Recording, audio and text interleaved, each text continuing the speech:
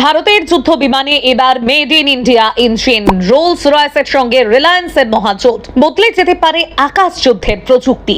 যে প্রযুক্তির জন্য এতদিন বিদেশের মুখাপেক্ষী ভারত, এবার সেই যুদ্ধ বিমান ইঞ্জিন তৈরিতেই বড় মাস্টার স্ট্রোক রিলায়েন্সের। দেশের আকাশ সীমার শক্তি বাড়াতে বড় পদক্ষেপ। রোলস রয়েসের হাত ধরেই ভারতে তৈরি হতে পারে আধুনিক যুদ্ধ বিমান ইঞ্জিন।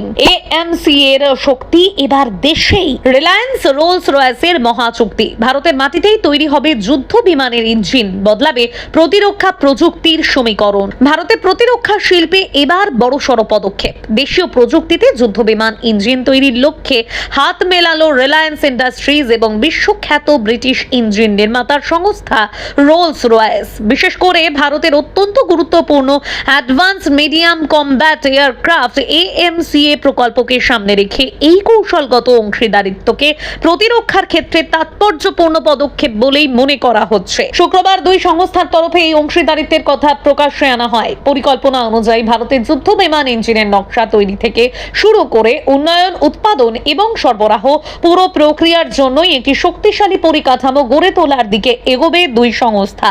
এর ফলে দীর্ঘদিন ধরে সামরিক বিমানের ইঞ্জিনের ক্ষেত্রে বিদেশি প্রযুক্তি ও আমদানির উপর যে নির্ভরতা রয়েছে তা কমানোর ক্ষেত্রে নতুন সম্ভাবনা তৈরি হতে পারে। AMC এর জন্য কেন এত গুরুত্বপূর্ণ এই চুক্তি? ভারতীয় বায়ুসেনার ভবিষ্যৎ শক্তির অন্যতম গুরুত্বপূর্ণ স্তম্ভ হতে চলেছে AMCA। এটি একটি অত্যাধুনিক দেশীয় প্রযুক্তি নির্ভর যুদ্ধ বিমান প্রকল্প। এই ধরনের যুদ্ধ বিমানের ক্ষেত্রে এয়ার ফ্রেম, অ্যাভিওনিক্স কিংবা অস্ত্র ব্যবস্থার পাশাপাশি সবচেয়ে গুরুত্বপূর্ণ প্রযুক্তিগুলির একটি হলো ইঞ্জিন। কারণ যুদ্ধ বিমানের গতি, উচ্চতায় ওঠার ক্ষমতা, বহন ক্ষমতা, জ্বালানির দক্ষতা এবং সামগ্রিক কার্যক্ষমতার সঙ্গে ইঞ্জিনের প্রযুক্তি সরাসরি যুক্ত। সেই জায়গায় দেশীয় সক্ষমতা তৈরি করা ভারতের দীর্ঘমেয়াদী প্রতিরক্ষা কৌশলের জন্য অত্যন্ত গুরুত্বপূর্ণ। রিলায়েন্স ও রোলস রয়েসের প্রস্তাবিত সহযোগিতার লক্ষ্যও সেই জায়গাতেই।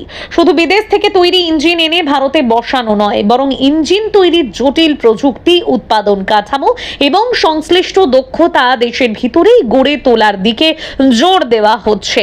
তৈরি হবে এরোস্পেস গ্যাস টারবাইন কমপ্লেক্স। এই অংশীদারিত্বের অন্যতম বড় আকর্ষণ হলো ভারতে একটি অত্যাধুনিক এরোস্পেস গ্যাস টারবাইন কমপ্লেক্স গড়ে তোলার পরিকল্পনা।